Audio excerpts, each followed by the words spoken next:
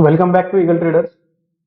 मित्रांनो, आपण आपल्या टेलिग्राम चॅनलवरती आज एक कॉल घेतला होता. त्याच्यामध्ये जर पाहिलं, आपण पुढच्या बाजूला प्लॅन केला होता साधारणतः 9:25च्या दरम्यान, परंतु आपल्याला तिथे एसएल फेस करावा लागला. थोडंसं अग्रेसिव्ह ट्रेडिंग केलं किंवा पकडून चला, त्याच्यामध्ये आपण वेट केला नाही, त्याच्यामुळे आज तिथं लॉस सहन करावा लागला. ओके, म्हणजे सगळ्यात महत्त्वाचं, ट्रेडिंग करताना जो डिसिप्लिन पाहिजे तो कुठं ना कुठं तरी आज आपल्याकडून थोडासा लूज झाला.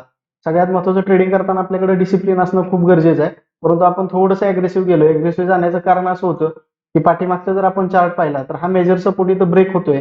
ओके, असं डायरेक्शन मिळाल्याच्या नंतर आपण थोडंसं लवकर पुट साईडला एंट्री घेतली. त्याच्यानंतर जर पाहिलं तर मार्केटमध्ये एक आपला एसएल झाला आणि त्याच्यानंतर मार्केट बराच वेळ रेंजमध्ये होतं, म्हणजे साधारणतः 1:30 वाजेपर्यंत मार्केट रेंजमध्ये होतं. त्याच्यानंतर एक बुलिश मुवमेंट मिळाली. ओके, म्हणजे आज जो आपला स्टॉप लॉस झाला तो थोडंसं अग्रेसिव्ह सेटअपमध्ये गेल्यामुळे आपल्याला एक एसएल फेस करावा लागला.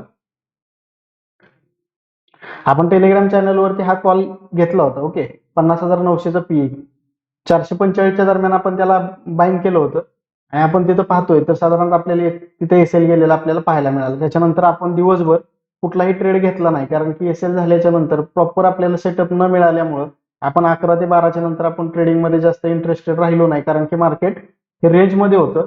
त्याच्यानंतर रेंजचा एक ब्रेकआउट झाला आणि त्याच्यानंतर एक प्रॉपर सेटअप आपल्याला वर्क झालेला तिथं बघायला मिळाला. ओके, परंतु एक 1:30 वाजेपर्यंत साधारणतः आपल्याला कुठल्याही प्रकारची एक मोठी मुवमेंट त्याच्यामध्ये बघायला मिळाली नाही.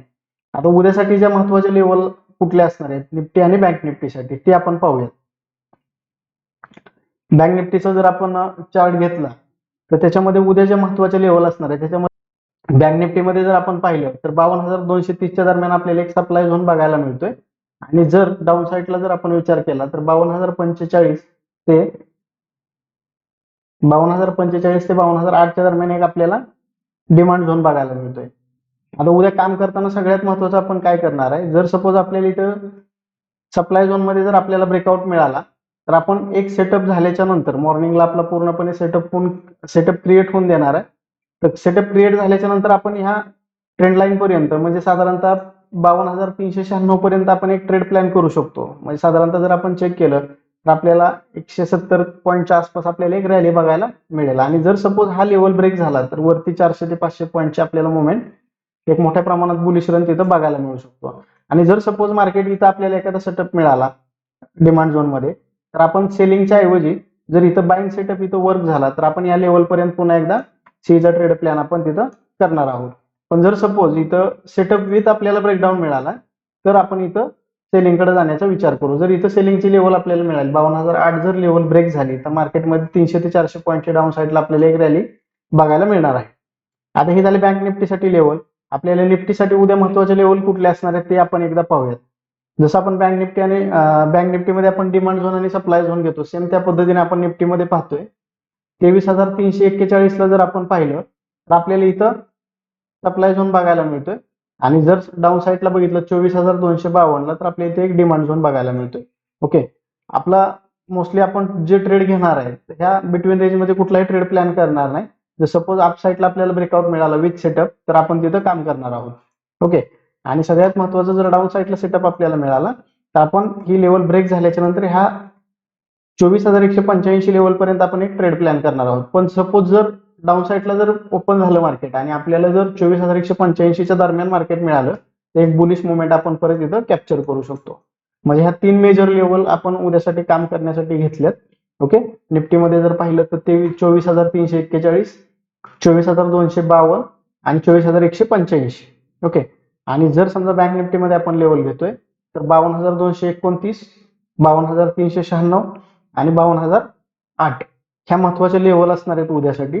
आणि जसं आपण स्टॉकमध्ये डिस्कशन केलं होतं, स्टॉक आपण एकदा चेक करूया. जसं आपण स्टॉकमध्ये डिस्कशन केलं होतं पाठीमागं, टाटा मोटर्सचा जेव्हा आपण सपोर्ट घेतला होता 769 रुपयाच्या दरम्यान किंवा 680 पर्यंत, टाटा मोटर्समध्ये एक आपल्याला एक पॅटर्न तयार झालेला बघायला मिळतो. ओके, परंतु ह्या पॅटर्नचा आपल्याला ब्रेकआउट होईपर्यंत आपण थोडंसं वेट करू शकतो. ओके, पॅटर्न कुठला झालाय तुम्ही कमेंटमध्ये सांगू शकता. ओके, त्याच्यानंतर टाटा स्टील जर आपण पाहिला, टाटा स्टील एक आपण एक्सपेक्टेशन ठेवलं होतं की 138 रुपयापर्यंत आपल्याला सपोर्टला मिळाला पाहिजे. तिथून जर पाहिलं तर एक चांगला मुवमेंट आपल्याला तिथं बघायला मिळाला. सपोर्ट पासून जर आपण चेक करतोय तर त्याच्यामध्ये एक 5% चांगली मुवमेंट आपल्याला बघायला मिळाली. जर सपोज तुमच्याकडे होल्ड असेल तर आपण आणखी होल्ड ठेवू शकतो त्याला. ओके, इथून वरती आणखी जवळजवळ 10 ते 15% मुवमेंट एक्सपेक्टेशन आहे. त्याच्यानंतर आपण हुडको एक घेतला होता.